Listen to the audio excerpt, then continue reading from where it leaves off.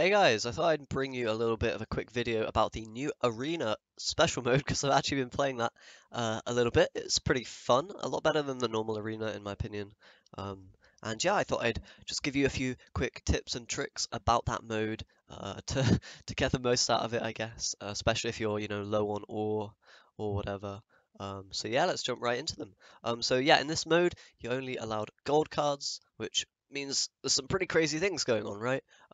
The first of these is probably that, you realize cards like Tibor and Vilgefortz are just super strong because you can use them without having a downside in most cases. That obviously because the opponent's not really going to have any bronze or silver cards to, be able to pull from those effects. So those cards are really powerful, and you'll see a lot of them. The counterpoint to this is actually that if you have Vernon Roche in your deck, he will put in a blue stripes scout, and that will mean that any Tibors or Vilgefortzes your opponent plays, trying to get the full value from them, they're going to be countered because you're going to gain card advantage by drawing that blue stripe scout you have in deck. So that's a really nice little counter card.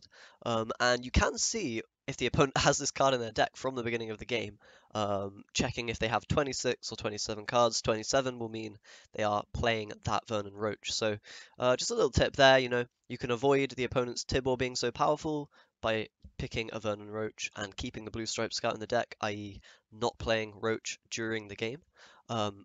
And yeah, also the counterpoint of if you're playing your own Tibors and your own offensive Vilgefortzes, maybe just check that they don't have their own Roach and that you're not going to be losing card advantage, at least until the end of the game. Okay, so next tip is, since they're only gold cards, I mean, any ambush that you see played from hand is going to have to be Moraine Forest Child. Probably people won't pick this too often, but, something to be aware of as that card will be countering the first spell, the a spell that you play from hand, or from an ability on a unit. And this will, typically be relevant if you're running Shiru, something like that, or maybe perhaps, I don't know, you get Ida from Isengrim Outlaw and you want to clear weather. Maybe you can't do that. So that's something to keep in mind. You can play around that card. It will be worth 0 points if you do not play a spell. So yeah, if you see an ambush card played from hand, just avoid playing your specials in most cases. Okay, next tip is, since you've got these big gold finisher cards that you can just play all the time, basically, you got your Tibors, you got your Dijkstra, you got your Dandelion Vainglory, if you're building for that, you've got Vilgefortz all over the place. That means, Renew and Blue Dream become, like, really great cards as well to pick. That because you can just, like, if you're playing, say, the Dandelion Vainglory deck, you can just renew Dandelion every time. Every time he gets destroyed or whatever, play a couple of those and you're good to go. There's not really much your opponent's going to be able to do. So yeah, as well as these big golds, you really want to be picking Renews and Blue Dreams, and, to a lesser extent, Raw Decrees as well. Those are all good cards in the standard arena mode, but in the Gold Rush mode, they're even better because they let you sift through the powerful golds and the smaller ones that, don't really want to pick but have to because you're offered some other dead cards.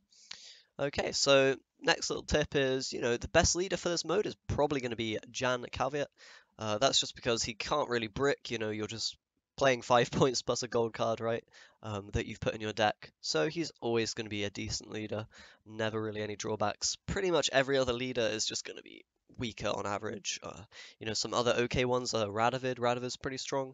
Harold is okay, but you don't really want, stuff that might be dead, things like Ithne.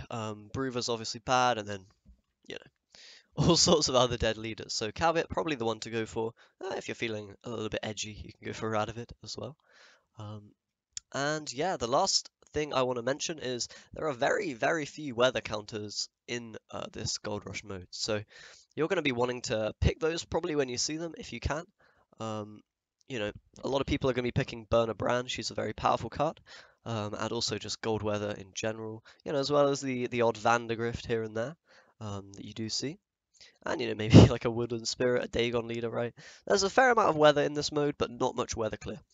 Some examples of it are, you've got Shoop with the Hunter option, which is actually really strong, but obviously if you're picking Shoop, you can't be picking all of the good gold cards, right? You can't take 4 Tibors or 5 Vilgeforts or whatever, right? So maybe not the best gold for this mode.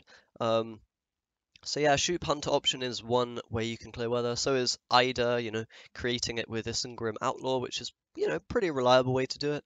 So that, Isengrim Outlaw jumps in power for that reason. Other options are, you've got just mages from like runestones. You play like a Kian, you create a runestone into a mage, but that's like, that's way out there. Probably not going to happen very often. Um, so you really want to see, and sorry, the final and really good weather clear is Ale of the Ancestors. This is the one that puts Golden Froth on a row. It's like playing Moonlight on that row, same sort of deal, right?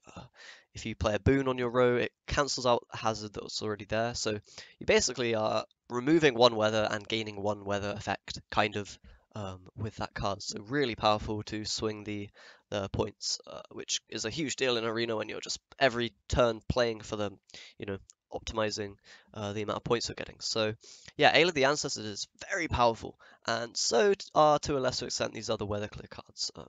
And keep in mind that your opponents, they might have one or two of these cards as well. And a lot of this Gold Arena mode is playing around the weather properly.